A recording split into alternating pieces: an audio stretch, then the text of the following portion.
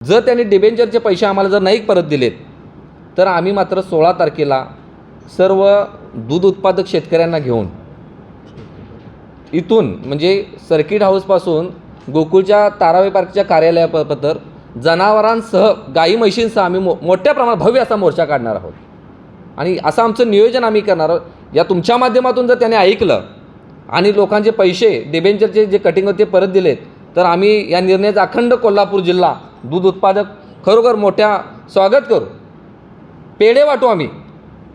आणि म्हणून आमची विनंती आहे की आम्हाला दिवाळीच्या तोंडावरती मोर्चा काढायला तुम्ही आम्हाला भाग पाडू नका। तुम्ही जशी दिवाळी गोड करणार आहात तशी सर्वसामान्य शेतकऱ्याची सुद्धा दिवाळी गोड होऊ दे, यासाठी आमची विनंती असणार आहे की मोर्चा आम्हाला काढायला तुम्ही लावू नका। तुम्ही जे आमचे पैसे कट करून घेतलेले आहेत ते कोणत्या स्वरूपात आम्हाला देता येतात बघा, कोणत्या नियमात बसते बघा, ते नियम तयार करा, नियम बसवा आणि काहीतरी करून आमच्या दूध उत्पादकांचे पैसे थोडे आम्हाला परत द्या।